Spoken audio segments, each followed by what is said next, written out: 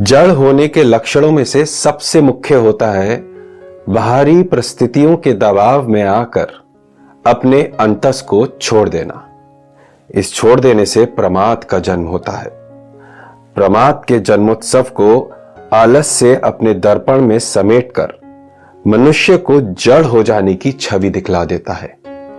यह ना जानकर कि यह सब मन की माया है, वो सोचता है कि आलस्य मैं ही हूं और मुझे चेतन होने की आवश्यकता नहीं है।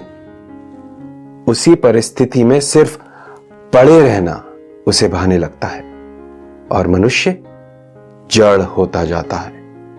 समय उस पर अपनी मोहर लगाता जाता है।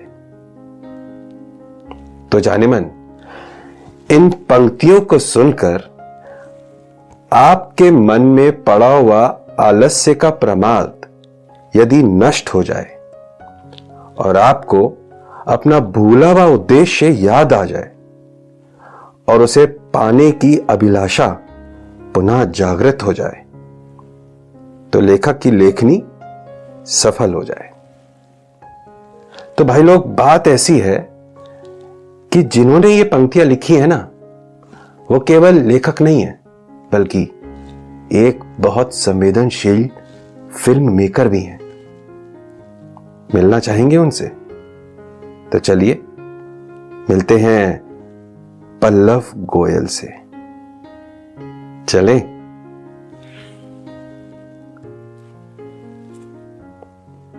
तो पल्लव जी, आप भी आ ही गए हमारे चक्कर में।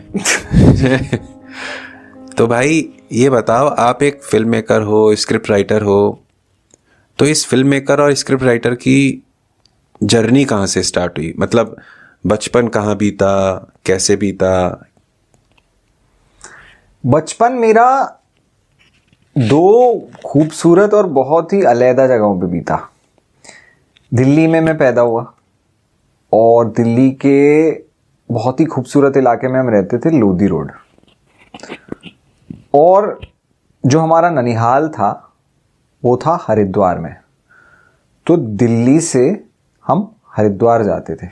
गर्मी की छुट्टी हो, सर्दी की छुट्टी हो, दिवाली हो, होली हो, कुछ भी हो, कोई भी फेस्टिवल आया, कुछ आया, दिल्ली में कम मनाए, हरिद्वार में ज़्यादा।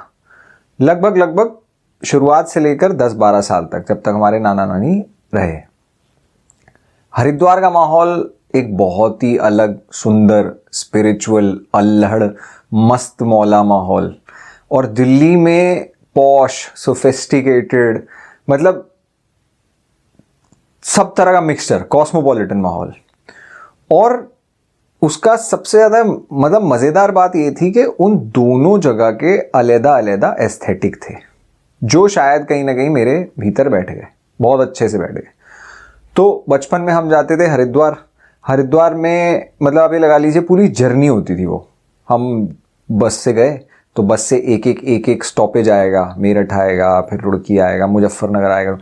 तो एक ना, जब ज्योग्राफिकल बेल्ट चेंज होती जाती थी और हरिद्वार नदी के किनारे बसा हुआ है और वहाँ से आप फिर पहाड़ों में चढ़ना शुरू करते हैं, देहरादून, मसूरी पहाड़।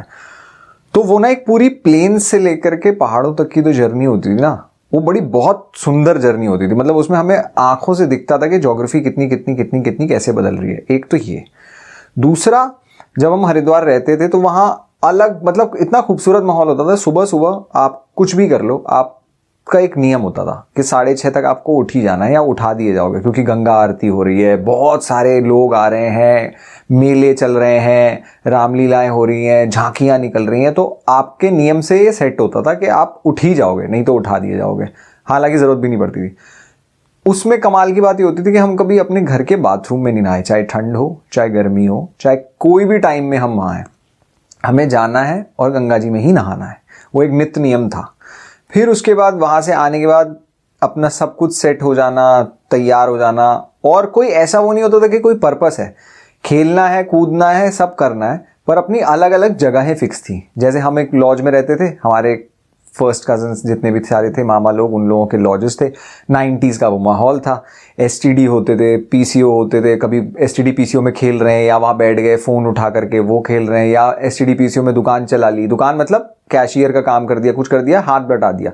ऐसे ही उनके खाने पीने के वो थे तो वो खाने पीने की दुकान पे बैठ गए, खुद भी खा लिया, कुछ भी चुरा के खाया। बहुत ही अद्भुत। सामने से झांकियाँ निकल रही हैं, अलग अलग झांकियाँ निकल रही हैं, अलग अलग रामलीला के स्वरूप बन बन के लोग निकल रहे हैं। कुंभ के मेले होते थे तो कुंभ के मेले के दौरान भीड़ ही भीड़ है, आपको पैर रखने की जगह नहीं है, लेकिन फिर भी आपको गंगा जी जाना है। फिर अलग अलग बाबा, अलग अलग दुनिया। फिर एक दुनिया ऐसी है वहाँ जिसमें सिंगल स्क्रीन सिनेमा था उस समय। तो सिंगल स्क्रीन सिनेमा एक ही होता था वहाँ, गंगा टॉकीज करके, और हम छोटे छोटे थे। गंगा टॉकीज हमारे जानने वाले थे जिनका था। तो पहले जितने भी सिंगल स्क्रीन सिनेमा घर थे वो अलग अलग लोग ओन किया करते थे, फैमिलीज ओन किया करती थी उनको।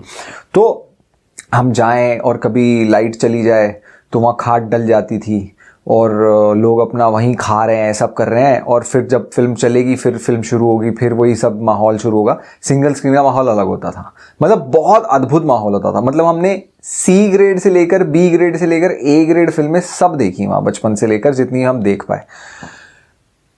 और हरिद्वार ऐसी जगह है ना कि हर व्यक्ति को पता होता था, बिना टेलीफोन बिना मोबाइल तो तब थे ही नहीं, कि स्पेसिफिक आदमी कौन कौन इस समय पे कहाँ होगा। तो आपको, हमारे घर वालों को या किसी को भी कोई किसी प्रकार की चिंता ही नहीं कि अच्छा ये कहाँ है, अभी ये अपने दोस्तों के साथ गया हुआ है, ये कहाँ होगा, ये फला जगह पे ये कुछ खा रहा होगा, या फला जगह पे अभी गंगा जी में ये लोग खेल रहे होंगे, सिक्के बीन रहे होंगे, या कुछ देख रहे होंगे, या मंदिरों में होंगे। तुम मंदिर कह लीजिए, चाहे दुकानें कह लीजिए, चाहे घर कह लीजिए, चाहे कुछ भी कह लीजिए, हमारे प्लेग्राउंड हुआ करते थे। पतंगे उड़ रही हैं तो ये पता है कि इस छत पे नहीं है तो उस छत पे हैं। फिर बंदरों के साथ खेल रहे हैं तो बंदरों के साथ ही खेल रहे हैं। फिर कहीं कंस्ट्रक्शन हो रहा है तो कंस्ट्रक्शन वालों के साथ दोस्ती हो गई है तो वहाँ कंस्ट्रक्शन के ईंटों के साथ, मतलब हमारे लिए हर कुछ प्लेग्राउंड था उस टाइम पे। और क्रिकेट का तो था ही, तो क्रिकेट भी बहुत खेलते थे। फिर वापस आते थे दिल्ली।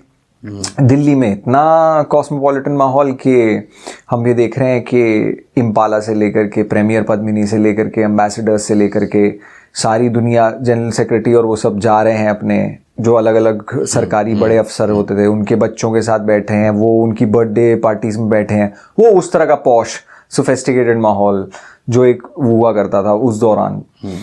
फिर वहीं हमारी कॉलोनी में प्लम्बर हैं, फोरमैन हैं, खलासी हैं, उनके बच्चे, हम लोग। तो किसी के अंदर ना कोई कास्ट डिवाइड कह लीजिए या कोई तबके का डिवाइड नहीं था। सब लोग एक दूसरे के घर में उसी तरह से त्योहार बार मनाते थे जिस तरह से एक आम परिवार आपस में मनाता है। और उस माहौल में हमको बड़े होकर हर प्रकार की, हर तबके की कह लीजिए, या हर घाट का हमने पानी पिया। उसके साथ साथ एक और चीज होती थी कि हमारी मौसी जो है वो जयपुर में ब्याही थी, तो उनका एक पूरा जॉइंट फैमिली थी, बहुत बड़ी जॉइंट फैमिली थी। तो हम लोग जयपुर भी जाया करते थे। तो ठंड के टाइम गए में तो जयपुर का ओल्ड जयपुर जो था, वो जिस तरह के, अब तो खैर अपार्टमेंट और वो सब आ गए, बट पहले जो घर होते थे, आंगन है, फिर घर है, फिर पीछे आंगन है, रेगिस्तान की वो है, वो भी एक मेरे को माहौल जो मिला। मैंने कहा कि एक ओल्ड जो होता है, एक नॉस्टैल्जिया वाली जो चीज़ होती है, जो पहले की सोसाइटी हुआ करती थी, जब हम लोग बहुत ज़्यादा वेस्टर्न एस्पेक्ट की तरफ नहीं बढ़े थे, हिंदुस्तानियत की तरफ ज़्यादा थे, वो जो एक कल्चर था वो कहीं ना कहीं मैंने इम्बाइब किया। चाहे वो सांस्कृतिक हो, चाहे वो मजाकिया हो, चाहे वो अल्लड़ हो, चाहे वो सोफिस्टिकेटेड हो, किसी भी तरह का हो। और वो ओल्ड इंग्लिश माहौल भी हुआ करता था क्योंकि हम लोग इंग्लिश प्रधान रहे हैं कॉलोनियल एस्पेक्ट की वजह से। तो वो था। और साथ साथ मेरे अंदर ये होता था कि हम क्रिकेट के बहुत शौकीन थे, तो बॉलिंग कराना, वो सब करना, और रामलीलाएं और वो सब होती थी। तो हमें बड़ा शौक होता था देखने का कि रामलीला देख रहे हैं, झांकियाँ देख रहे हैं, वो सब देख रहे हैं। उससे धीरे धीरे करके आगे बात बनती गई। और मतलब मैं बहुत एक भाग्यशाली लोगों में से, बहुत कम भाग्यशाली लोग होते हैं, मैं अपने आप को बहुत कृपाई मानता हूँ, भाग्यशाली मानता हूँ कि मैं इस तरह के माहौल में, इस तरह की जगहों में और इस तरह के टाइम पीरियड में पला बड़ा। बहुत अद्भुत था, मतलब उसको शब्दों में नहीं कह सकता हूँ मैं। वो मेमोरीज चलती हैं, विजुअल्स चलते हैं, बहुत सुंदर है आज भी। तो ये जो अभी आप फिल्म की तरफ आए हैं, आपने बताया कि बचपन में आप फिल्में देखते थे और वो भी सिंगल हॉल में, क्योंकि अब तो ख़त्म हो गए हैं सिंगल हॉल। तो वो फिल्मों की तरफ रुझाव ही लेकर आया, या कुछ बचपन में और भी कुछ थिएटर या कुछ कहीं कुछ किया? तो ऐसा था सर कि फिल्में तो हम देख रहे थे, मतलब जैसे हमारे माता पिता से आया, माता से कम पिता से ज़्यादा, उनको फिल्मों को देखने का बहुत शौक था, गाने का और संगीत का, लिरिक्स का बहुत शौक था। तो उन्होंने कोई भी चीज़ आ रही है, जैसे संडे को टीवी लेके बैठे हैं दूरदर्शन पे, तो वो ये फिल्म देखो, वक्त दिखाई, ये दिखाई, बचपन से देख रहे होते थे। फिर फिल्मों की बातें भी बहुत होती थी साथ साथ कि भाई तुम्हें पता है इसका, इससे मेरा कोई मतलब नहीं है। मैं उस व्यक्ति को, जैसे शैलेंद्र साहब की बात हुई या किसी और लिरिसिस्ट की बात हुई, इंदिवर की बात हुई, किसी की, मेरे को मालूम भी नहीं है ये लोग कौन है। पाकीज़ा की बात हो रही है, किसी की बात हो रही है, मम्मी और पापा आपस में बात कर रहे हैं, लेकिन हमको भी उसमें इन्वॉल्व करके बताया जाता था ये है कमाल अमरोही। अब 8 साल 7 साल के बच्चे को कमाल अमरोही से कोई मतलब नहीं, उसको मतलब पता भी नहीं कि कौन है कमाल अमरोही, कौन है महबूब, कौन है क्या, लेकिन वो विजुअली उन चीज़ों को देख रहा है कि यार ये फिल्म जो आ रही है ये कमाल अमरोही ने बनाई थी, इसमें मीना कुमारी है, इसमें फला है, और ये देखो, और हम सिर्फ वो विजुअल्स ग्रैब कर रहे हैं। साथ साथ क्या होता गया कि ये बाय डिफ़ॉल्ट कह लीजिए, मैंने इसमें, मेरा कोई योगदान नहीं है, ये हमारे पिताजी की संगत कह लीजिए, माता जी की, और उस माहौल की भी संगत थी। हरिद्वार में भी हम एक फैमिली थी हमारी, जो फर्स्ट कजन्स ही थे और जानने वाले ही थे, वो लोग ओन करते थे, तो वहाँ भी हमको इजी एक्सेस मिल जाता था कि भाई चलो आज यहाँ चल दो, वहाँ चल दो, और कोई रोकता भी नहीं था सिनेमा घर में घुसने से। और वो सब, उसमें ABC हर तरह के ग्रेड की हमने पिक्चरें देखी, वो एक अलग बात है। बट एक वो था कि यार क्या है ये, एक तो विजुअल बहुत बैठ गए थे दिमाग में कि ये कुछ तो होता है ये, क्योंकि ये प्रोजेक्ट होती है ना फिल्में, मतलब आप ये नहीं पता था कि क्या हो रहा है, लेकिन कुछ हो रहा है। It is something which is beyond my control, which is happening, और मुझे बड़ा एक्साइट करती थी वो। फिर करते करते क्या होता था, मैं छोटा सा ही था, तो जैसे आजकल प्रेप स्कूल्स होते हैं, वैसे ही हम प्रेप स्कूल्स तो नहीं होते थे, बट स्कूल से पहले ही, जो KG से भी पहले जो तैयारी वाले स्कूल होते हैं, तैयारी भी नहीं कहेंगे, नर्सरी कह लीजिए, कुछ भी कह लीजिए, उस टाइम पे हुआ करते थे। तो उन लोगों ने मेरे अंदर वो पोटेंशियल देखा कि इस लड़के को अच्छा याद हो जाता है, दिखता ठीक ठाक है, बच्चा है, तो इसको कोई पोएम याद कराते हैं। और उनका कोई फंक्शन हो रहा था, तो वो फंक्शन में पहली बार मेरे को कौमी तिरंगे झंडे करके एक कविता थी, वो मैंने याद कर ली, और मुझे कुर्ता पजामा वो सब पहना के मैं स्टेज पे चढ़ गया, मुझे उनके फंक्शन में, और मैंने फट फट फट फट फट फट फट फट पूरी कविता एक बार में बोल दी, भाव के साथ बोल दी होगी, मुझे भी नहीं पता कि वो भाव क्या था क्या नहीं था, बट बहुत तारीफ हुई। और बच्चा मैं कितना हूँ, अभी 4-5 साल भी नहीं हुए, 5 साल में KG में जाना है, तो 4 साल 4 साल। तो पहला तो वो था, मुझे याद भी नहीं कि वो था भी नहीं, क्योंकि मेरी मेमोरी उतनी शार्प नहीं है, तो वो क्या था कैसे था। अब उसको देखते देखते देखते क्या हुआ, KG में आया, तो KG में ही मैं लाइफ में सिर्फ और सिर्फ फर्स्ट जो आया हूं ना, मैं वो KG में आया हूं, उसके अलावा मैं कभी फर्स्ट नहीं आया। तो चारों सेक्शन में अगर मैंने कभी टॉप किया तो मैंने KG में किया है। ये मैंने 12th के अचीवमेंट में भी डाला था, पर उन्होंने माना नहीं इस बात को, बट खैर। तो उन्होंने ये देखा कि जब ये स्टेज पे आया लड़का, इसको स्क्रैबल दिया गया, इसने जाके बोला इस स्क्रैबल नाम की क्या चीज़ होती है, मेरे को बॉल चाहिए, कुछ चाहिए, और फिर उसने स्क्रैबल खेला, और कुछ मैंने को पता नहीं प्रिंसिपल क्या प्रभावित हुई, उन्होंने कहा इस बच्चे को स्टेज पे रहना चाहिए, इसने स्क्रैबल को डिसाइफर कर दिया, क्या कर दिया मुझे भी नहीं पता, अब मुझे याद भी नहीं, पर उन्होंने देखा इसके अंदर कुछ है। तो उन्होंने फर्स्ट या KG या फर्स्ट से ही मेरे को बोला कि इसको लड़के को इन्वॉल्व करो। तो मैं स्टेज पे रहा, पोएट्री के कंपटीशन में डाल दिया या किसी चीज में डाल दिया, और बाय ग्रेस कह लीजिए, बाय नेचर्स कॉल कह लीजिए, कुछ भी कह लीजिए, मेरे को स्टेज से कोई फियर नहीं होता था। मतलब मैं चढ़ा और चढ़ के बोल दिया, अब मुझे ये फर्क ही नहीं पड़ रहा मैं क्या हूं कैसे हूं, मेरे को याद है वो बोल दिया। ऐसे पोएट्री कॉम्पिटिशन्स में अच्छा करने लगा।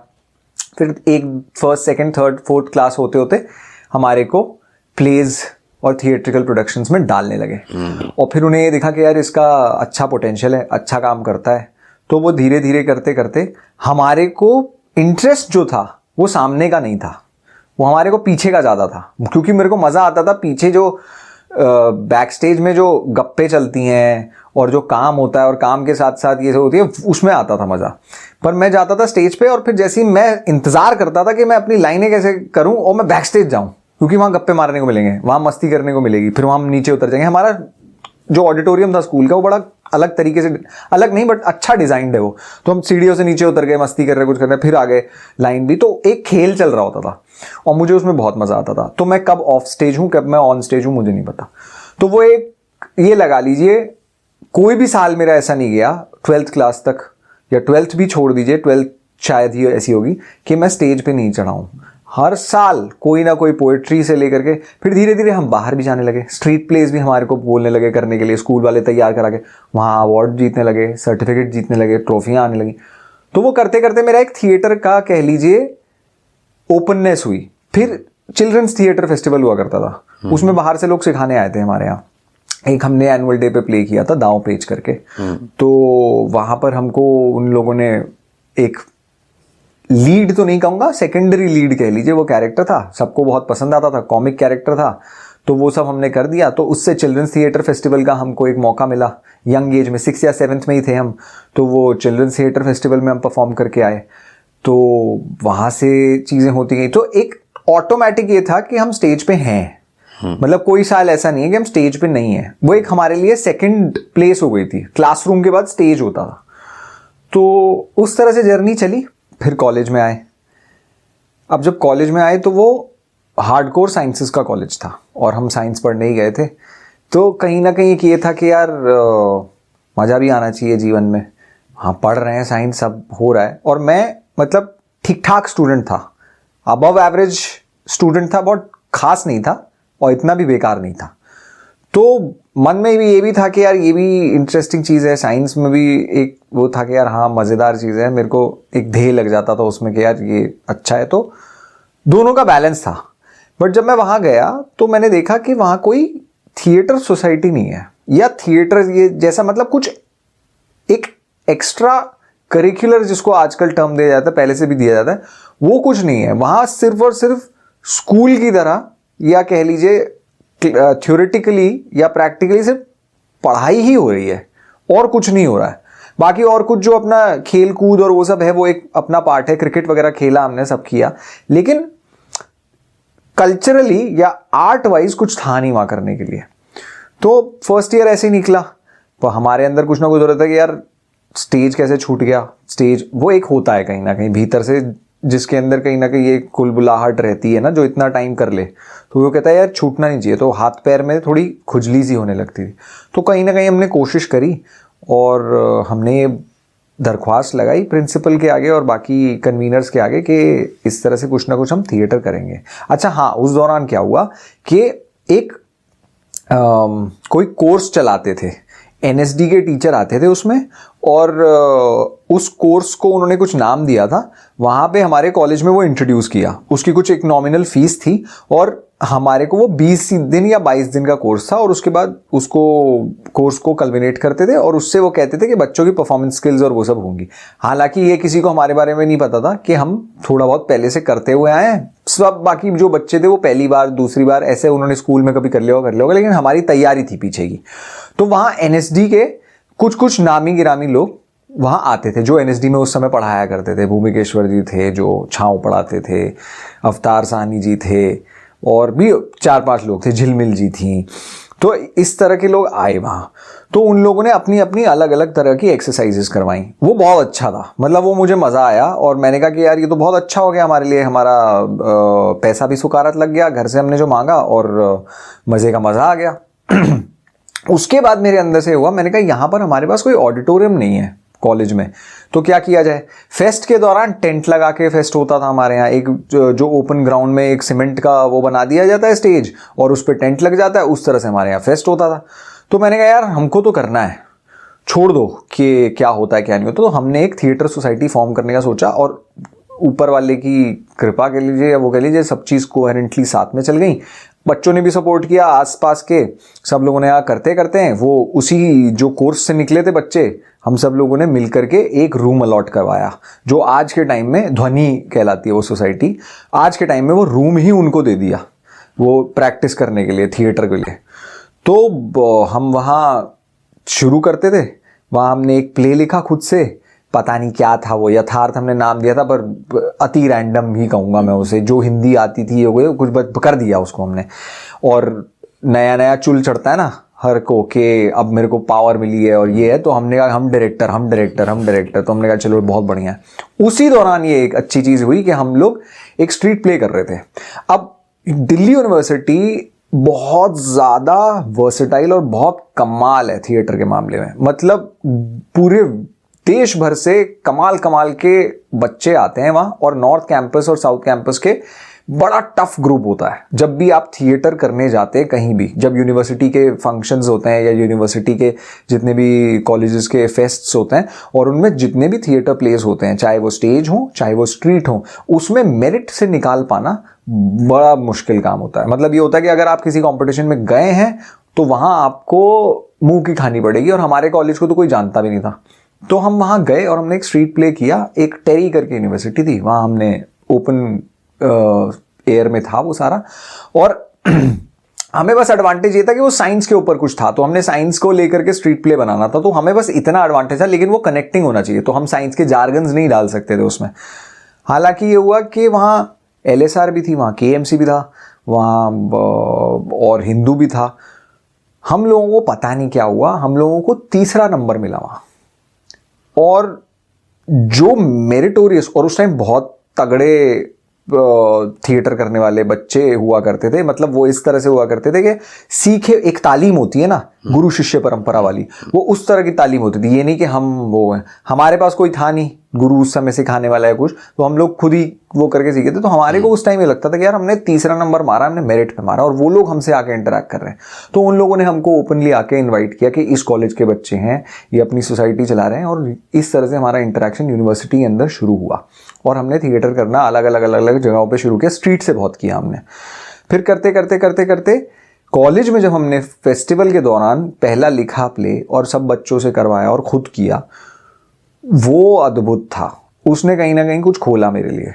वो मतलब मैं अब शब्दों में कहूँ या मैं भाव से ही कह सकता हूँ उसको, उसने मेरे लिए कहीं ना कहीं ऐसा खोला कि यार ये जो है ना, ये कुछ जो घट रहा है ये मैं एक्सप्रेस भी नहीं कर सकता, बट ये मैंने कर दिया है। इसमें मैं हकदार नहीं हूँ, मैं भी हूं पर मैं ही हूं नहीं हूं। तो वो कहीं ना कहीं मुझे लगा, मैंने कहा यार ये बहुत अच्छा है, इसमें ही आगे कुछ करना है। तो कहीं ना कहीं थर्ड ईयर तक आते आते मेरे को ये पक्का हो गया था कि ये करना है। उसी दौरान थर्ड ईयर में मैं अपना पढ़ाई भी कर रहा हूँ, सब कर रहा हूँ, मुझे एक मौका मिला। ऑनलाइन इंटरनेट भी उतना था नहीं पॉपुलर, तो कहीं ना कहीं किसी ने मुझे बोला कि यार ये न्यूयॉर्क करके एक फेस्टिवल है बच्चों का, इसमें अलग अलग एज ब्रैकेट्स के हैं, और ये फिल्म बनानी का फेस्टिवल है। और न्यूयॉर्क फिल्म फेस्टिवल था वो बच्चों का ही फेस्टिवल था, अलग अलग एज ब्रैकेट्स के बच्चे उसमें बनाते थे। तो उन्होंने कहा तुम देख लो, और टॉपिक है माइग्रेशन। तो मैंने कहा माइग्रेशन मतलब कोई भी माइग्रेशन हो सकता है, इंटरनेशनल माइग्रेशन हो सकता है, इंटरस्टेट माइग्रेशन हो सकता है, किसी भी तरह का माइग्रेशन उनकी थीम थी। वो UN का एक कोई फेस्टिवल हुआ करता था, वो करवाता था उस टाइम, UN उसको ग्रांट दिया करता था, न्यूयॉर्क का था वो। हमने ऐसे ही एक, हमारे आसपास स्लम्स थे, वहाँ हमने जाके एक डॉक्यू कह लीजिए, डॉक्यू भी नहीं कहूँगा, हमने सिर्फ ऐसे ही शूट कर दिया कि बच्चे किस तरह से हैं और क्या क्या माइग्रेट करके लोग आते हैं। तो किसी ने अपना बताया कि मैं यहाँ UP से आया हूँ और अब माइग्रेट करके इस स्लम में रह रहे हैं, मैं गोदाम में काम करता हूँ, ये वो 2-3 फैमिलीज़ के वो करके इंटरव्यू करके हमने वो फिल्म बना दी। वो वहाँ पहुँच गई तो वो लग गई, उसका नंबर नसीब था तो उसका नंबर लगा वहाँ हमको प्राइज़ घोषित कर दिया उन्होंने। वहाँ से पूरे कॉलेज में हो गया कि भाई ये फिल्म बना दी। हमें पता भी नहीं था कि फिल्म क्या होती है क्या नहीं। उसी के साथ साथ हमारा एक बैकग्राउंड ये शुरू हो गया था कि हमने बाहर थिएटर करना शुरू कर दिया था। IIT के कुछ लोग जान पहचान के हो गए थे, तो IIT में जाने लगे थे, अलग अलग लोगों से मिलने लगे थे, उनके साथ बाहर थिएटर करना शुरू कर दिया था। थर्ड ईयर तक आते आते हमको एक IIT के ही हमारे सीनियर्स थे, जिनको हम सीनियर आज भी हमसे टच में, उन लोगों ने बोला कि हम एक इंडिपेंडेंट सी फिल्म बना रहे हैं, और वो डॉक्यूमेंट्री है। कॉमनवेल्थ आने वाला था उस टाइम, तो वो डॉक्यूमेंट्री तुम उसमें भाग लो। तो हमने कहा ठीक है, हम तो करना चाहते हैं। हमने ये बनाई क्योंकि हमने वो फिल्म दिखाई थी उनको, एन ऑब्जर्वर नाम है उस फिल्म का, वो पहली कहें जो। उन्होंने कहा यार कुछ तो है, ये पॉलिश्ड नहीं है, जैसे हर पहली फिल्म होती है वो पॉलिश्ड नहीं होती है, रॉ होती है, एक इमोशन होता है उसके अंदर। आपको पता भी नहीं है फिल्म मेकिंग क्या होती है क्या नहीं होती, टेक्निकली हमने सीखी नहीं कहीं फिल्म मेकिंग। तो उन्होंने कहा आप आ जाओ। अब वो फिल्म डॉक्यूमेंट्री से इंडिपेंडेंट फिल्म बन गई। करते करते वो कॉमनवेल्थ के लिए बन रही थी, बट वो कॉमनवेल्थ से हट के वो एक इंडिपेंडेंट फिल्म के रूप में आ गई। उसमें टॉम वॉल्टर थे, सीमा बिस्वास थी, किरण कुमार थे, विद लव दिल्ली उसका नाम था। और वो कमाल की बात यह है कि उस टाइम ज़्यादा से ज़्यादा इस्तेमाल जो होते थे कैमरा वो फिल्म कैमरास होते थे, बट डिजिटल आ रहे थे। वो फिल्म डिजिटल कैमरा पे शूट हुई, रेड पे। जब रेड आधा घंटा शूट करके बंद हो जाते थे क्योंकि बैटरीज गर्म हो जाती थी, तो हमारे को सबसे पहला एक्सपोजर जो मिला वो क्लैप देने का मिला। वहाँ पे हम क्लैप देते थे और वो फिल्म पूरी 35 दिन में शूट हुई थी। वो पूरी फिल्म हमने क्लैप दिया, दिल्ली में ही शूट हुई। और कॉलेज भी हमारा चल रहा है, ये भी चल रहा है, कॉलेज भी क्लास कर रहे हैं, नहीं कर रहे हैं, और ये भी चल रहा है। ये ख़त्म हुई और ख़त्म होते के साथ ही हमको ये बोला कि पल्लव, चूंकि तुमने क्यू शीट भरी है, जी जितना भी सीन शॉट टेक आपको लिखना होता है उसका एक पूरा प्रॉपर तरीका होता है, वो आपने जो भरा है और साथ में आपने क्लैप दिया, तो आपको फिल्म की सारी लगभग कब कौन सी चीज़, कब कौन सा सीन शूट हुआ था, कब कौन सा स्पेस शूट हुआ था, वो आपको मालूम है। और आप नए हो और आपने थोड़ा वो भी दिखाया है। अब हम चाहते हैं आप इसके पोस्ट पे बैठ जाओ जाके। अब हमें ये भी नहीं पता पोस्ट क्या होता है, what is pre, what is post, कुछ नहीं पता। तो उन्होंने कहा एडिटर के असिस्टेंट के साथ आपको बैठना है और आपको एक क्यू शीट लेके बैठना, वो जो आपसे मांगेगा आप उसको पढ़ के बताओगे, ये कब हुआ था, ये क्या हुआ था, ये कहाँ पे हो सकता है, कहाँ पे हो सकता है। ठीक है जी। वहाँ से हमने धीरे धीरे मतलब आप ये देख लीजिए कि हमको वो फिल्म मेकिंग का जो स्कूल कहते हैं ना, जो फिल्म मेकिंग के बच्चे पढ़ते हैं, वो हमारा ऊपर वाला करवा रहा था। मतलब हमको ये ऑटोमेटिक मिल रहा था सीखने को कि जाओ, और उसमें हमारे को पैसे से कुछ नहीं, ऐसा कुछ नहीं था कि हम वो है, बट ऐसा प्रैक्टिकल हैंड ऑन एक्सपीरियंस 20-21 साल की उम्र थी हमारी, नहीं मिला। और वो फिल्म इररिस्पेक्टिव अच्छी चली हो खराब चली हो उससे कुछ मतलब नहीं होता, फिल्म होती है। हमें क्या सीखने को मिला, वो रेड पे हमको सीखने को मिला एज अ क्लैपर। अब जब ये जर्नी पूरी हुई, हमने पोस्ट भी देखा, सब कुछ देखा, तो हमें एक मोटा मोटा अंदाजा हुआ। हमने कहा डिसाइड तो हमने कर लिया, हमने कहा यही करेंगे हम, इसके अलावा और कुछ नहीं करेंगे। और वो फिर जाते जाते तक 3rd ईयर हमारा ख़त्म हुआ और फिर ऊपर वाले की कृपा थी, नसीब था, जो भी कह लीजिए, कि हमको बम्बई में ही रहते रहते एक और फिल्म ऑफर हो गई जिसका नाम था जिला गाजियाबाद। उसमें भी क्लैप ही देनी थी, परंतु कमाल की बात उसमें ये थी कि वो फिल्म स्टॉक पे शूट हो रही थी, फिल्म स्टॉक पे। हमें कुछ अंदाज़ा नहीं है कि फिल्म स्टॉक पे कैसे क्लैप देते हैं। हमने हाँ कर दी, उन्होंने बोला लेंसिंग के मामले में कैसे दोगे, वो सब हमने उनके सवालों के जवाब सेटिस्फैक्ट्री दे दिए, बट हमें ये नहीं पता था कि फिल्म स्टॉक पे कैसे शूट होगी। अब जी 21 साल में हम चले गए बम्बई, घर वालों को बोल के कि हम जा रहे हैं। हमको कमाल इसमें ये भी हुआ, हमारे को साथ पकड़ने वाले लोग मिल गए कि हमारे यहाँ रहना, तुम हमारे साथ रहना, और एक भरोसा हुआ घर वालों को कि नहीं इसके अंदर कुछ होगा, इसलिए इसको ले जा रहे हैं, कोई अपने इसको कौन रखेगा ऐसे। और इसकी हम मानते हैं कृपा कि हमको जेन्युइनली बहुत अच्छे लोग मिले, जिन्होंने हमें एंट्री कह लीजिए, या जो हमारी नींव पड़ी वो बहुत अच्छी पड़ी। वो थोड़ी कठिन भी थी, टेक्निकल भी थी और तगड़ी भी थी। इररिस्पेक्टिव वो फिल्में चली नहीं चली उससे कुछ मैटर नहीं करता, लेकिन हमको सिखाई जो हमारी रही वो काफ़ी सॉलिड रही। और हम नीचे से ही बढ़े, हमको कोई शॉर्टकट नहीं मिला कि यहाँ से सीधा ये कर लो या यहाँ से सीधा ना, तो अच्छा था वो। तो हम ज़िला में पहुँचे।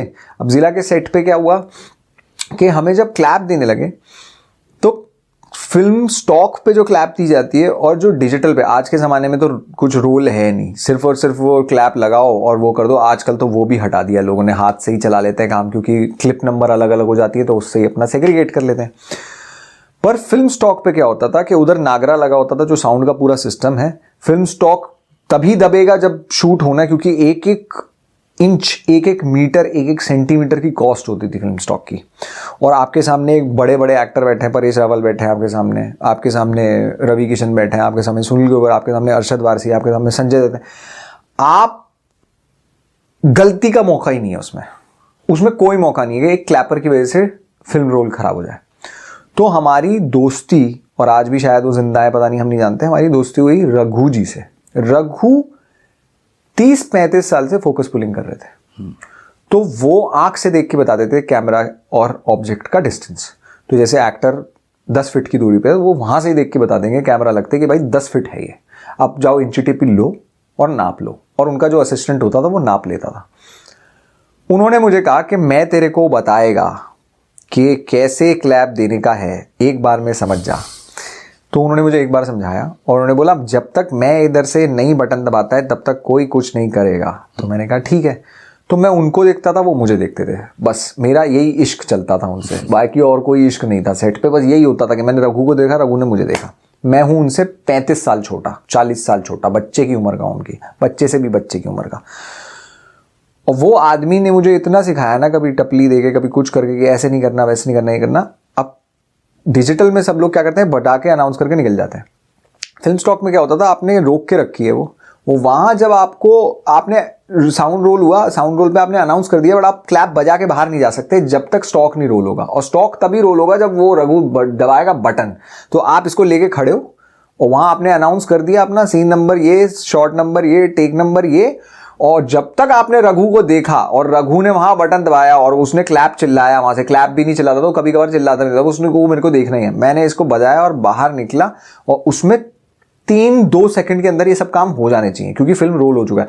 उसमें आपको अपनी पोजीशन एडजस्ट कर लेनी है, उसमें आपको ये देख लेना है आप फ्रेम में तो नहीं आ रहे, उसमें आपको ये देख लेना है आप मूव तो नहीं कर रहे, हर चीज़ आपकी हो जानी है। उसमें ये भी हो सकता है कि आप एक्टर के बहुत नज़दीक हैं, तो कहीं उसका मेकअप ना खराब हो जाए, कहीं उसको, बहुत सारे पुराने ज़माने में क्या होता था कि क्लैप ही मार देते थे, वो क्लैप फट से मारा, ऐसे घूम गया तो वो कोनी लग गई किसी की नाक में, किसी की आँख में, एक्ट और वो बवाल हो गया।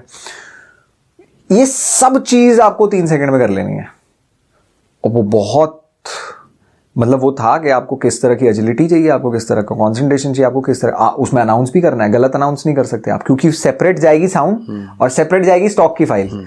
तो ये जब दोनों मिलेंगी, क्योंकि अलग अलग वो थी, वो एक एक करके चुनेगा कि इतने सारे उसमें से अच्छा ये, तो आपने अगर गलत दे दिया तो स्टॉक की फाइल अलग हो जाएगी वीडियो की, और साउंड की फाइल अलग हो जाएगी, और वो ढूंढता रहेगा, एडिटर पागल होता रहेगा। इसलिए एडिटर बहुत गाली देते हैं क्लैपर्स को, आज भी गाली देते हैं। आज को मुझे लगता है क्लैपर्स की कोई वैल्यू नहीं है, बट तो रघु के साथ हमारी जर्नी चली। जिला गाजियाबाद जो फिल्म थी उसको हमने किया, और वो फिल्म स्टॉक का एक्सपीरियंस था, वो बहुत अद्भुत एक्सपीरियंस था। मैं उसको टेक्निकली बहुत लर्निंग एक्सपीरियंस मानता हूँ।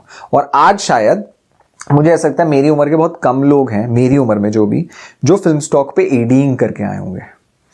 तो इस तरह से चली, इस तरह से हमारी ग्राउंडिंग हुई, और इस तरह से हम फिल्मों में आए।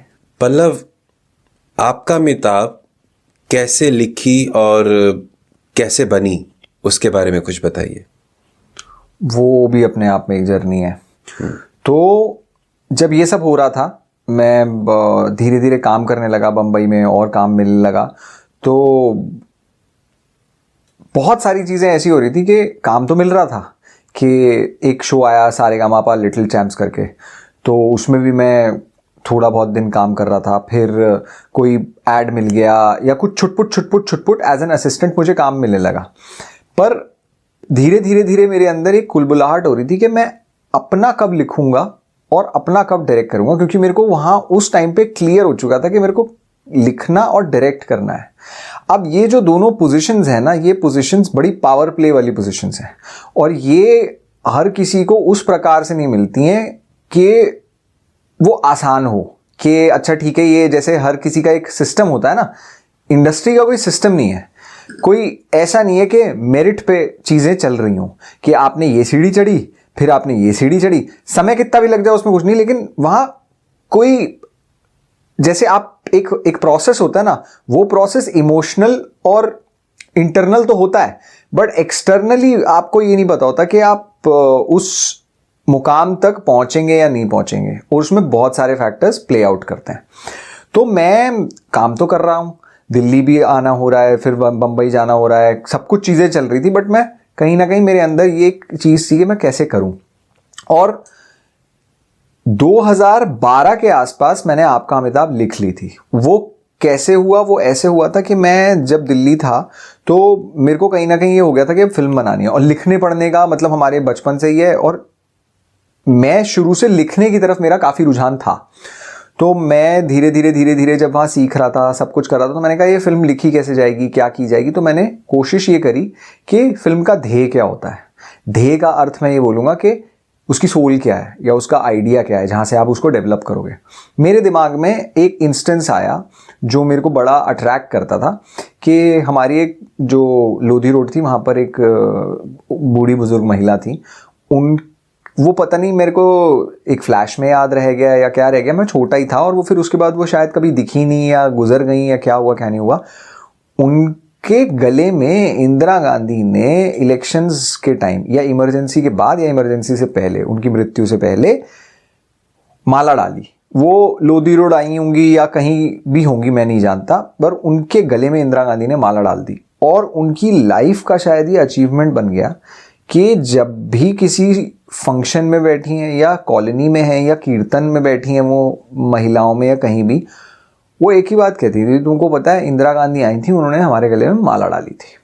अब आधे लोग उनको कहीं पागल हो गई हैं, आधे लोग सठिया गई, सेम थी वो, ऐसा नहीं था कि वो कुछ अनर्गल बोल रहे हैं, कुछ बोल रहे हैं, लेकिन उनकी लाइफ का बड़ा ये एक रिमार्केबल अचीवमेंट बन गया था कि इंदिरा गांधी एक बहुत बड़े स्टेचर की महिला जिसने मेरे गले में माला डाली है, और वो उसको सहेज करके उस आइडेंटिटी को सबके आगे प्रोजेक्ट करती थी, और वो उनके लिए बहुत प्राइड की बात होती थी, वो गर्व बहुत महसूस करती थी उसमें। मुझे उससे आइडिया आया कि क्या ऐसा हो सकता है कि आपकी जो आइडेंटिटी है वो किसी और बड़े शख्स, जो नामी गिरामी शख्स है, उसकी आइडेंटिटी से जुड़कर एक दूसरे से तादाद में बैठ जाए और आप उसको ही अपनी आइडेंटिटी प्रोजेक्ट करने लगे कि मेरी लाइफ की आइडेंटिटी कह लो, अचीवमेंट कह लो और स्टेचर कह लो, वो ये है, तो मुझे हल्के में मत लो। अब वो ईगो से नहीं ऑपरेट होता है, वो बड़े भाव से ऑपरेट होता है, और इसी भाव को मैं आगे दिखाना चाहता था। तो मेरे भीतर ही आया, मैंने कहा कि अब हम वही पुराना सिनेमा और वो बच्चन साहब की दुनिया और उस सब से हम भी पले बड़े थे, हालांकि वो दुनिया बहुत आगे निकल चुकी थी, लेकिन हम कहीं ना कहीं उस स्कूलिंग से आते थे, तो हमको वो बहुत इंटरेस्टिंग लगता था। और हमारी जो आसपास के पीयर्स थे या हमारे जो सीनियर्स थे, हमारे माता पिता थे या हमारे जो रिश्तेदार होता, तो बच्चन साहब का एक बहुत बड़ा रोल रहा था उसमें। तो वो बातें भी उस तरह की होती थी, हमारे कानों में पड़ती थी। तो हमें यही लगा, हमने कहा कि अगर कोई ऐसा व्यक्ति हो जो यही बोले कि बच्चन साहब के जो लेटर्स हैं वो हमारे पास पड़े हैं और हमारे को लिखा जाता था, तो मैंने थोड़ा बहुत और रिसर्च किया, तो उनका बहुत कम लोगों को अब मालूम है, शायद जो फिल्म अफिशियोनाडोज हैं उन्हीं को मालूम है। सोपान नाम का उनका शायद अब है या नहीं है बंगलो, मुझे नहीं पता, बट ग्रीन पार्क के आसपास ही उनका, हौस खास के आसपास उनका वो बंगला है। तो वहाँ से मैंने ये जोड़ा, कोई आर्टिकल पढ़ा था मैंने, तो मैंने ये जोड़ा, मैंने कहा कि अगर कोई एक व्यक्ति है जो ये कहता है कि यार मैं इलेक्शन के टाइम पे सोपान गया था, अब ये सब फिक्टिशियस है, बेस्ड ऑन ट्रू इवेंट्स मैंने इसलिए डाला क्योंकि वो उन महिला की आइडेंटिटी बेस्ड थी, इसलिए मैंने ट्रू इवेंट्स या एक ट्रू ड्रामा के बेसिस पे डाला। तो अब ऐसे जुड़ते जुड़ते जुड़ते ये 3 घंटे का प्रोसेस था, तो 3 घंटे मैंने पूरी फिल्म लिख दी। ये 2012 में लिखी थी। मुझे नहीं पता था इसको कैसे बनानी है, क्या बनानी है, मैं काम ढूंढ रहा था, काम कर रहा था, सब कर रहा था। अब मैं अपने जितने भी मेरे जो एडी पीयर्स होते थे या मेरे जितने भी और जो सीनियर्स होते थे, 2 चीज़ें देखी मैंने। कहानियाँ नहीं थी किसी के पास कहने के लिए। मैं किसी से भी पूछूं तुम कौन सी फिल्म बनाना चाहते हो, तो वो ट्रीटमेंट सुनाने लगते थे, या वो कहते थे हम ये बनाएंगे, हम ऐसा करेंगे, या वो कोई, या जैसे आजकल बहुत वो चल रहा है कि हिस्टोरिकली कोई चीज़ को उठा के पिक करके वो बायोग्राफी के सेंस में प्रोजेक्ट करेंगे या कुछ करेंगे। और उस टाइम पे क्या होता था, शॉर्ट फिल्म में बहुत कम बनती थी और फिल्म बनाने के लिए आदमी प्रोड्यूसर ढूंढता रहता था, जो एक स्टेचर पे पहुंच चुका है, जो मैं हायरार्की की पहले बात कर रहा था, जिसमें कोई फीकलनेस है, जिसमें कोई मेरिट नहीं है, तो जो एक जुगाड़ के बेसिस पे पहुंच चुका है डायरेक्ट करने के लिए, वो कोई स्क्रिप्ट किसी से लिखवा रहा होता था या लिख रहा होता था, जो भी होती थी, और वो उसको डायरेक्ट करने के लिए प्रोड्यूसर ढूंढ रहा होता था। उसकी फिल्म वो फिल्म तो कहीं और चल रही होती थी, लेकिन वो प्रोड्यूसर के चक्कर में ज्यादा होता था। और जो बाकी हम लोग थे जो उठ रहे हैं वहां जाने के लिए, उस मुकाम तक पहुंचने के लिए बात कर रहे हैं, जो भी कर रहे हैं, वो लोग कहानी थी नहीं उनके पास। और मेरे को ऐसा लगता था कि मेरे पास है कहानियां कहने के लिए, क्योंकि मैं हर चीज को कहानी के तौर पे देखता था, हरिद्वार से लेकर के मतलब मुझे एक, आप ये कह लीजिए, मेरे को अगर मैं पर्सनली कहूं तो लिखाई पढ़ाई में मुझे मैजिक रियलिज्म बहुत पसंद आता है, और बचपन से कहीं मेरे अंदर नैक है उसका, और मैंने उसको हिंदी में बहुत करने की कोशिश करी है। और इसी तरह से विनोद कुमार शुक्ल हैं या निर्मल वर्मा हैं, इस तरह से मेरी, जब मैं अपना थोड़ा पला बढ़ा और थोड़ा समझ आई, तो मैंने उनको ज़्यादा तवज्जो दी है लिटरेचर में, हालांकि मैंने पढ़ा बहुत।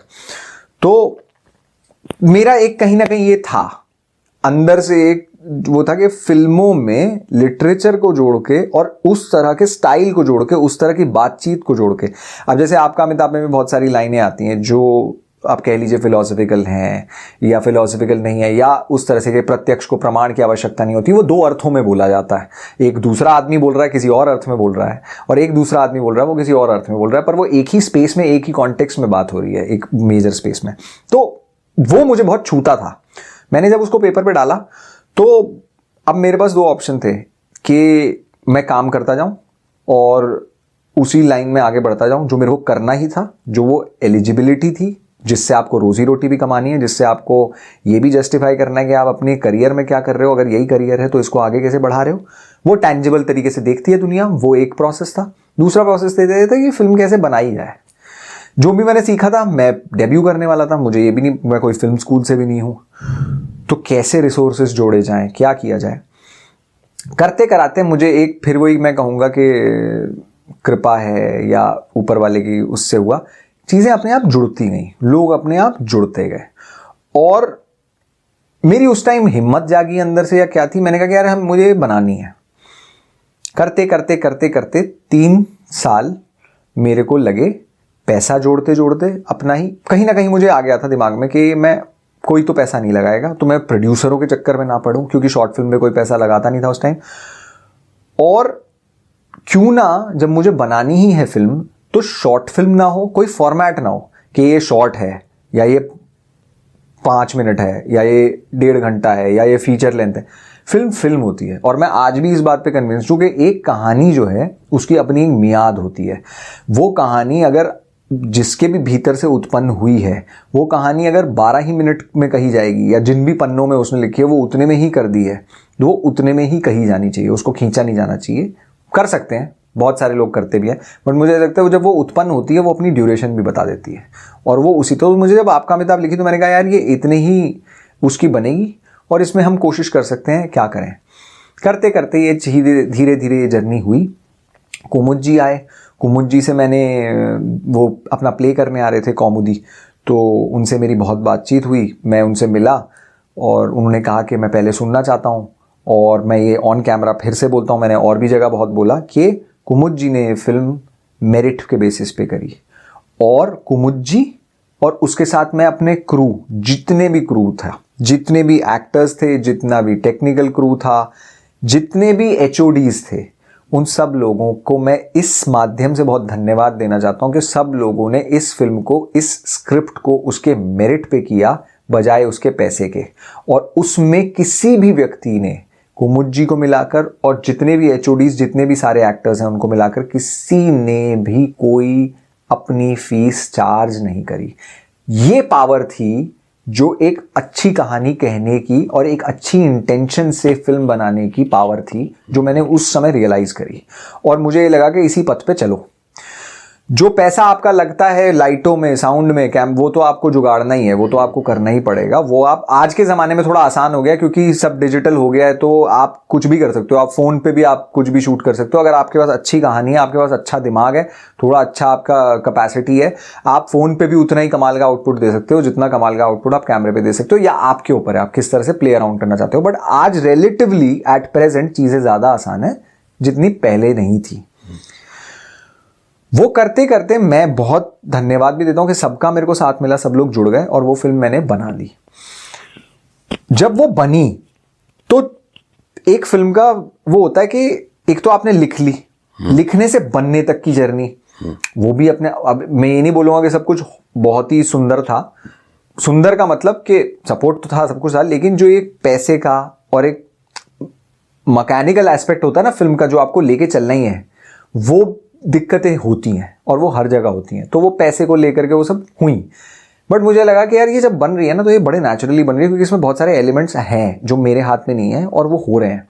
मेरे को गांधी पीस फाउंडेशन का बहुत सपोर्ट मिला जहां हमने शूट किया। मुझे 5 एलिमेंट्स थिएटर का बहुत सपोर्ट मिला जहां से हम एक्टर्स के साथ हमने काम किया। और कहीं ना कहीं मुझे एक अपने ऊपर भरोसा आया कि मैं ये फिल्म जो बना रहा हूँ, मैंने टेक्निकली जो भी इम्बाइब किया है वो लोगों तक पहुँचा पा रहा हूँ। यानी जो भी प्रोफेशनल्स मेरे साथ काम कर रहे हैं, उन प्रोफेशनल्स को ये भी मालूम है कि यार ये आदमी फिल्म ऑनेस्टी के साथ, इंटेग्रिटी के साथ बना रहा है और ये बनेगी। ये एक पड़ाव ख़त्म हुआ प्री प्रोडक्शन से लेकर के प्रोडक्शन तक का, जब वो फिल्म शूट हो गई।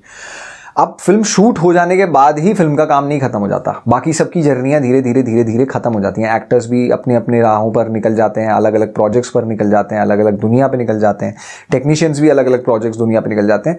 पोस्ट के टेक्नीशियंस होते हैं। जब मैं पोस्ट के टेक्नीशियंस और पोस्ट की दुनिया को तलाश रहा था तो वहां पर भी होते होते मेरे को बहुत सपोर्ट मिला अलग अलग लोगों से। मतलब मैं ये इसलिए कह रहा हूं कि अगर आपकी इंटेंशन अच्छी है फिल्म बनाने की और आप वाकई में ऑनेस्टी के साथ फिल्म बनाना चाहते हैं तो हो सकता है कि आपको मैकेनिकली पैसों से लेकर के, थोड़ा रिसोर्सेज से लेकर के दिक्कत आए, थोड़ा डिले हो, लेकिन डिनाई नहीं होगा और आप अच्छी फिल्म बना लेंगे। तो वो फिल्म जैसी भी है, बहुत आला नहीं है, बहुत ख़राब नहीं है, एक एवरेज फिल्म है। क्योंकि मैं अपने आप को आज भी मैं कहूँगा कि मैं अभी भी एक ऐसे फेज़ में हूँ जिसमें मैं एक एवरेजनेस को बहुत वैल्यू देता हूँ। और उस एवरेजनेस को मैं कैसे एलैबोरेट करूँगा कि वो एवरेजनेस मुझे लगता है कि वो आपके एस्थेटिक होते हैं। हम लोग आजकल सब एक्स्ट्रा ऑर्डिनरी करने जाते हैं या हम बिल्कुल कचड़ा करने जाते हैं। हम बीच की मीडियम्स को नहीं देखते हैं कि यार ये एक सिंपल एस्थेटिक में एक सिंपल नीटनेस की भी, एक बहुत फेयरनेस की भी एक बहुत सुंदर वैल्यू होती है। वो बहुत उठ के नहीं आती है, वो किसी के भी सामने मुंह पर नहीं आती है, वो उसकी एक अपना स्थान, उसकी एक अपनी जगह होती है। और मैंने उस सिनेमा को और अपने सिनेमा को उसी तरह का सिनेमा पाया, विजुअल ऑडियो उसी तरह का पाया और मैंने कहा मैं इसी पथ पर चलूंगा। तो आपका अमिताभ भी जब पूरी हुई, धीरे धीरे उसने अपनी जर्नी करी, तब मेरे दिमाग में ये पक्का हो गया था कि कीप इट सिंपल। और चूंकि मैंने उस समय में ही मैंने बहुत पुराना ही सिनेमा देखा हुआ था और मैं आजकल की वो जितना भी शूशा टेक्निकली कैमरा घुमाते हैं वो सब करते हैं, वो सब धीरे धीरे आ रहा था। मेरे को उस स्टाइल से कोई गुरेज नहीं था, पर उसकी यूटिलिटी से गुरेज था कि अगर मेरी फिल्म उस तरह की स्टाइल की डिमांड ही नहीं करती, यूटिलिटी ही नहीं है उसकी, तो मैं क्यों कलर्स भरूं या मैं क्यों कैमरा को 25 तरीके से घुमाऊं या 25 एंगल से घुमाऊं या मैं क्यों वो करूं। अगर मेरे को परफॉर्मेंस उस लेवल की मिल रही है जो मेरे को उस कहानी के रिक्वायरमेंट पे है, तो मैं क्यों ज़बरदस्ती एक्टर्स को पुश करूं कि नहीं तुम्हें इसको घुस करके इसकी बाल की खाल निकालनी है। ये वो मेरी जर्नी से ही मैंने सीखा।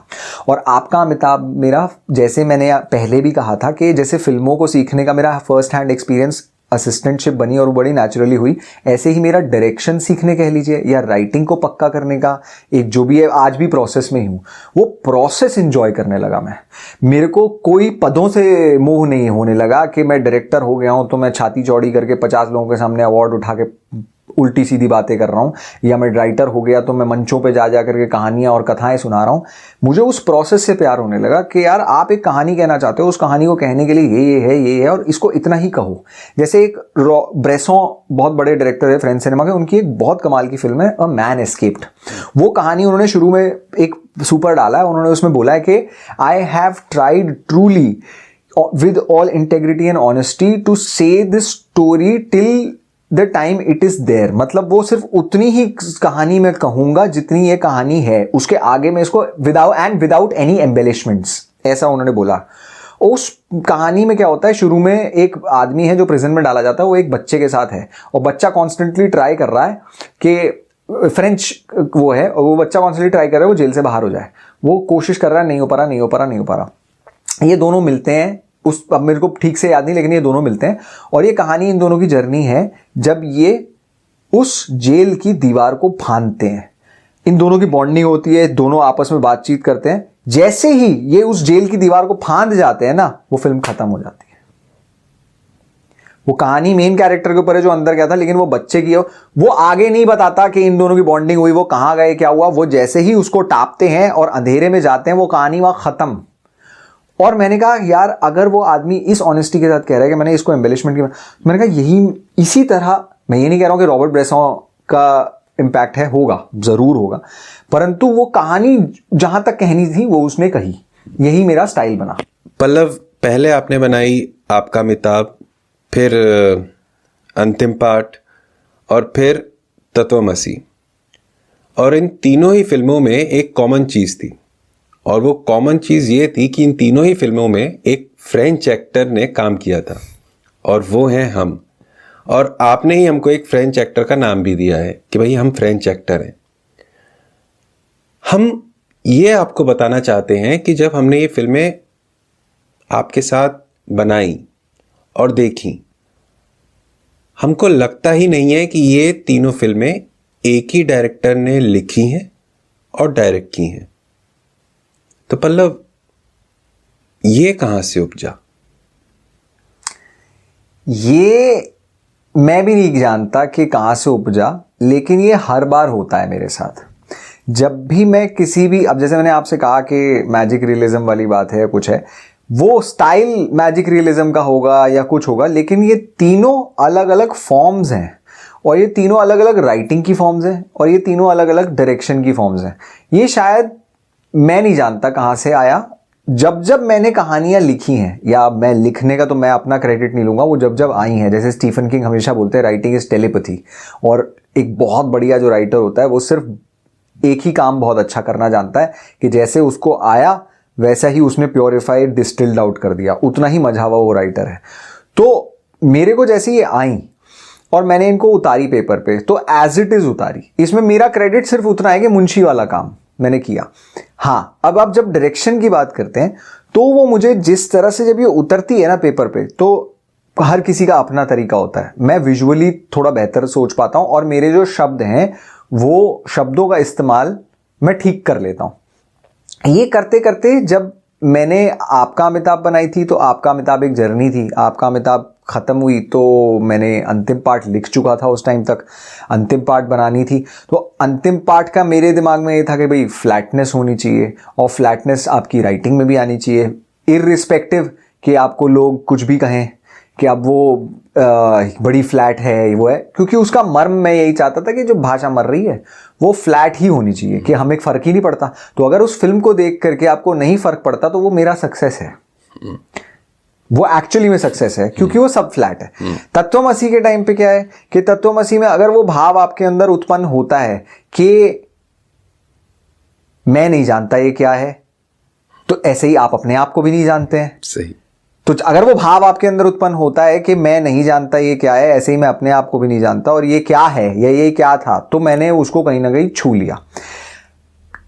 Irrespective of all of this, ये जो कहानियां हैं, या ये जो कहीं ना कहीं कहानी कहने का विजुअल ऑडियो माध्यम का तरीका है, ये मैंने कॉन्शियसली तो नहीं ही किया है। ये बात मैं ऑन कैमरा सच बोलना चाहता हूं। ये अपने आप हुआ है, और वो अपने आप डेवलप हुआ है, क्योंकि आप कमाल की बात ये देखेंगे कि इन तीनों में भले ही कुछ कॉमन फैक्टर्स रहे हों, लेकिन इन तीनों में अनकॉमन फैक्टर्स बहुत हैं। एग्जाम्पल, इन तीनों के शूटिंग स्टाइल्स के डीओपीज अलग हैं। एक डीओपी ने अंतिम पार्ट शूट करी है, उसी डीओपी ने तत्वमसी भी शूट करी है, और एक डीओपी ने आपका अमिताभ करी है। आपका अमिताभ को अगर हम अलग हटा दें, तो मैं तत्वमसी और अंतिम पार्ट का एग्जाम्पल ये देना चाहता हूं कि सेम डीओपी ने अगर वो करी है, तो वो सेम डीओपी का जो काम है वो दोनों फिल्मों में आपको एक जैसा नहीं दिखेगा। वो कॉन्शियसली नहीं हुआ कि आप इस तरह का शूट करते हो तो आप इस तरह का करो, ऐसा नहीं है, वो बने ही उस तरह से। मेरा पर्पस ये होता था जब एज अ डायरेक्टर, हर फ्रेम में अपनी एक कहानी छिपी है कि नहीं, उस वही फीडबैक कहीं ना कहीं उस एडिटर को जाता था। और तीनों फिल्मों के एडिटर अलग हैं। वो एक कहीं से आता है, कोई कहीं से आता है, कोई कहीं से आता है, और इन तीनों ने अपने कोलैबोरेटिव माइंडसेट से, मेरे माइंडसेट से, जो हम उस समय सोच समझ पा रहे थे, जिस तरह से वो पनप रही थी, जिस तरह से वो कहानी कही जानी चाहिए थी, उन लोगों ने अपने तरीके से कही है।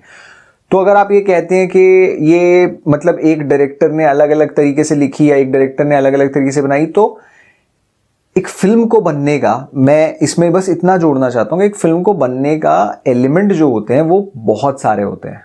अब ये आप भी जानते हैं, आपने मेरे साथ 3 अलग अलग लोकेशंस और 3 अलग अलग दुनिया में और 3 अलग अलग क्रूज के साथ शूट किया है जी। और वो जो मजा है, कभी आपको, अब हम इसको अगर ऐसे देखते हैं कि हमने उसमें अलग तरीके की हमारे पास, कभी हमारे पास अलग तरीके की लिमिटेशन थी, कभी हमारे पास अलग तरीके की एडवांटेज थी। वो सब कुछ का ना एक सामंजस्य है, और वही अपने आप में एक फॉर्म बनता है, वहीं से वो एक्सप्रेशन लेता है। तो मेरा क्रक्स ऑफ द मैटर ये है कि इसमें मैंने कॉन्शियस ना हो करके बहुत फ्री फ्लोइंग तरीके से तीनों फिल्मों को सच के तरीके से जैसा वो उत्पन्न हुआ है वैसा डायरेक्शन में भी कहने की कोशिश करी, और राइटिंग में तो कही ही कही है ऑन पेपर। आगे भी जो भी उपजा, जब आपने कहा उपज रहा है या उपजेगा, यू नेवर नो, वो बिल्कुल ही अलग हो। अब वो बिल्कुल ही अलग होगा तो मैं उसमें सच ये रखूंगा कि मैं उसमें अपना छोड़ के जो वो कहानी जिस तरह से कहना चाह रही है अपने आप को, मैं उसको कहता जाऊं। मेरे को उसने माध्यम चुना है अपने आप को कहलवाने के लिए, चाहे वो फिल्म हो या वो कहानी हो या वो, मैं उसको उस तरीके से सच्चाई के तौर पे करता चलूं। उसमें एक चीज मैं बहुत जरूरी कहना चाहता हूं कि मैंने over the period of years objectivity develop करने की बहुत कॉन्शियस कोशिश करी है। कॉन्शियस कोशिश ये रही है कि मैं थोड़ा दूर से देख पाऊं। कभी कभार आप इतने भावात्मक हो जाते हो, इतने वो हो जाते हो कि आप अटैच करते हो, और अटैच करके आप वही करने लगते हो जो आप पीछे करके आए हो। तो मैंने अब ये कोशिश करी है कि मैं कॉन्शियसली ना करूं, मैं दूर से देख करके अगर इसमें इमोशनली इतनी ही जरूरत है तो मैं उतना ही करूं। उसमें जैसे आपने भी बहुत ऑब्जर्व किया होगा कि मैंने अंतिम पार्ट में जितना आपको प्रिपेयर किया था उतना ही तत्वमसी में मैंने आपको बोला था कि मैं आपको प्रिपेयर नहीं करूंगा। पल्लव, आपका सफ़र थिएटर की गलियों से होता हुआ फिल्मों की गलियों तक पहुंच गया, और आपकी फिल्में टीवी चैनल्स पे भी देखी गईं, OTT प्लेटफॉर्म्स पे भी देखी गईं। कहीं इस सब में रंगमंच या थिएटर वो पीछे तो नहीं छूट गया यार? नहीं, ऐसा बिल्कुल भी नहीं है। हर कहानी समान है और हर कहानी को कहने के जरिए अलग अलग हैं। मैं हमेशा से यही कोशिश करी है कि हम जहाँ से पले बड़े हैं, जो हमारी नर्सरी है, उसको हमेशा हम सहेज के रखें। तो थिएटर हमारी नर्सरी है। आज भी मैं पूरी कोशिश यही करता हूँ कि अगर मैं प्रोएक्टिवली कुछ एक्टर के बतौर काम नहीं कर पा रहा हूँ तो आप लोगों से बाकी सब तरह से जुड़ा रहूं, चाहे वो बैक स्टेज हो, चाहे वो कुछ भी हो। और कहानी, जो कहानी मैं लिखता हूँ, कभी अगर मुझे लगे, और आगे जैसा होता भी है कि मैं थिएटर की मैंने कुछ एक नाटक पढ़ लिया या मैंने कुछ एक नाटक देख लिया, या मुझे कभी, अब जैसे मैं कोशिश तो कर ही रहा हूँ, कहीं ना कहीं मेरे को अगर ये कुछ उपजता है, अब भीतर से होता है कि मुझे कुछ एक थिएटर के फॉर्म में कुछ लिखना चाहिए, तो मैं उसको लिख करके थिएटर के फॉर्म में प्रस्तुत करूँगा। रंगमंच पे तो सब करते ही हैं, अपने हिसाब से करूँगा। फिल्मों में मुझे जो लगता है वो फिल्मों के हिसाब से करता हूँ। मैं समान धर्म से देखता हूँ और पूरी कोशिश करता हूँ समान धर्म से हर प्लेटफॉर्म को देखने की और उससे जुड़ने की। इनफैक्ट हम लोग हर साल एक अद्भुत और सुंदर वर्कशॉप का हिस्सा होते हैं जिसका नाम है थिएटर इन नेचर, और वो बोलने से नहीं, अनुभव करने से जाने जाने वाली वर्कशॉप है। और मैं पूरी पुरजोर कोशिश करता हूँ कि हर साल उसका हिस्सा बन सकूँ। इस साल भी वो थिएटर इन नेचर हम लोग करने वाले हैं और मैं अपनी पूरी कोशिश करूँगा कि उसका एक भाग बन सकूँ। और वो अपने आप में एक बहुत सुंदर जर्नी है, सेल्फ एक्सप्लोरेशन की जर्नी है, जो थोड़े से ही समय में तय होती है। और मैं अपने भीतर से बहुत सारी, जिसे कहते हैं ना कि आत्मिक सुख या आत्मिक अनुभव, एक प्राकृतिक सौंदर्य में देख पाना, वो मैं ज़रूर करता हूँ। और अगर आप ये कहें कि थिएटर से जुड़ना, तो मेरे लिए अगर इंच भर भी जुड़ना बचा है तो मैं इस वर्कशॉप को पूरी कोशिश करता हूँ कि इसका मैं भाग बन सकूँ। तो मुझे तो बहुत मज़ा आता है। पल्लव, हमें भी बहुत आनंद आया और हमारी दुआएं और शुभकामनाएं यही हैं कि आपका कहानियों का सफ़र ऐसे ही आगे बढ़ता रहे और आप और भी बहुत सारी कहानियाँ लिखें, बहुत सारी फिल्में बनाएं, कुछ नाटक भी लिखें, और आपको अपने इस सफ़र में बहुत बड़े बड़े फ्रेंच एक्टर्स मिलते रहें और हम भी आपके साथ कुछ थोड़ा काम करते रहें। इन्हीं शुभकामनाओं के साथ आज के इस सफ़र को विराम देते हैं और बस यूं ही दोबारा मिलते हैं किसी दिन। बहुत बहुत धन्यवाद।